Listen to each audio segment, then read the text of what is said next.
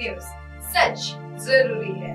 नमस्कार दर्शकों, मैं श्रद्धा तिवारी और आप देख रहे हैं MNS न्यूज टीवी। तो आइए देखते हैं आज की खास खबर। एक नजर आज की हेडलाइंस की ओर। रेखा के शपथ ने साथ लिया हरियाणा और महाराष्ट्र। रेखा गुप्ता का सीएम के रूप में संजय राउत ने किया स्वागत। महायुति में निकला चलो पर मंथन, सतर्क हुए शिंदे। तो देखते हैं खबरें विस्तार से। रेखा की शपथ ने साथ लिया हरियाणा और महाराष्ट्र। दिल्ली की मुख्यमंत्री रेखा गुप्ता की ताजपोशी हो गई है। रेखा गुप्ता ने रामलीला मैदान से इतिहास रच दिया है। वह दिल्ली की चौथी महिला मुख्यमंत्री बन गई। उनका शपथ ग्रहण समारोह खास रहा। वजह यह रही है कि यहाँ एनडीए का शक्ति प्रदर्शन देखने को मिला। इसमें बीजेपी शासित सभी राज्यों के मुख्यमंत्री और डिप्टी सीएम समेत एनडीए के दिग्गज नेता शामिल हुए। जब रेखा गुप्ता ने सीएम पद की शपथ ली तो खुद पीएम मोदी और अमित शाह भी मौजूद थे। शपथ ग्रहण समारोह में रामलीला मैदान खचाखच भरा हुआ था। शपथ ग्रहण समारोह के लिए 3 अलग अलग मंच तैयार किए गए।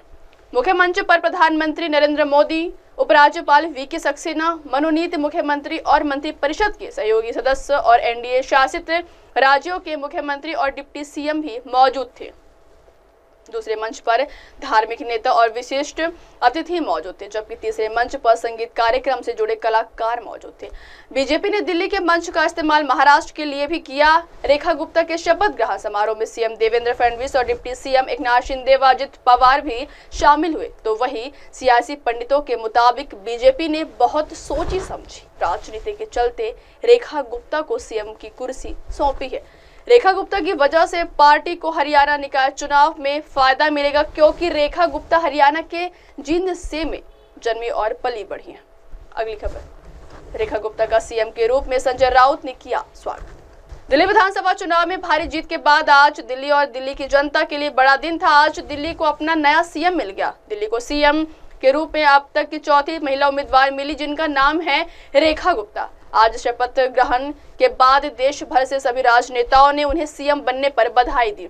इस बीच महाराष्ट्र में शिवसेना यूबीटी सांसद संजय राउत ने भी रेखा गुप्ता को दिल्ली का सीएम बनने पर बधाई दी है, लेकिन उन्होंने स्वागत के साथ साथ उनके पुराने कांड भी एक बार फिर उजागर कर दिए, जिसके वे खुद गवाह रहे। दिल्ली की मुख्यमंत्री के रूप में मनोनीत मुख्यमंत्री रेखा गुप्ता के बारे में शिवसेना नेता संजय राउत ने कहा, यह अच्छी बात है कि एक महिला को नियुक्त किया गया है।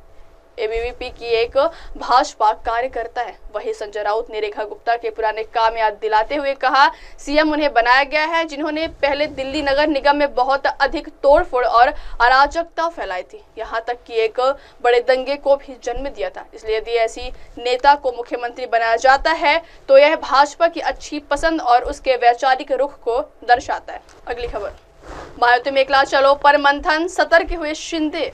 महाराष्ट्र की राजनीति में अनिश्चितता लगातार बढ़ रही है, यानी कब क्या हो जाए कोई कह नहीं सकता। सीटों के बंटवारे में रस्साकशी के बाद विधानसभा चुनाव साथ लड़ने वाले विपक्षी दलों के गठबंधन महाविकास अघाड़ी में एकला चलो की सुगबुगाहट काफी पहले से सुनाई दे रही है, क्योंकि पूर्व मुख्यमंत्री उद्धव ठाकरे की शिवसेना पहले ही कह चुकी है कि हम मुंबई मनपा के चुनाव अकेले लड़ सकते हैं। लेकिन अब ऐसी ही सुगबुगाहट सत्तारूढ़ महायुति में सुनाई पड़ रही है।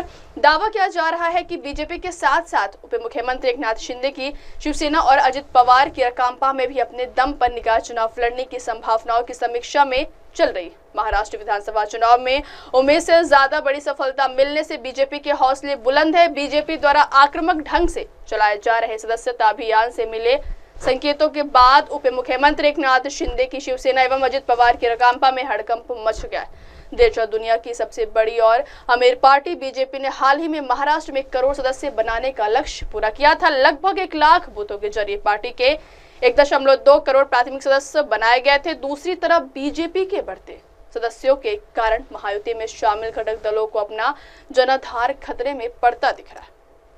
इसलिए अब शिवसेना और राकांपा अजित पवार में भी पार्टी के विस्तार की योजना पर काम शुरू हो गया। अब वक्त हो चला दर्शकों ब्रेक का। ब्रेक से लौटने के बाद देखिएगा देश और दुनिया की तमाम बड़ी खबरें। बने रहिए MNS न्यूज टीवी पर। नमस्कार। MNS न्यूज पुढील वाटचाली आप देख रहे हैं MNS न्यूज, सच जरूर।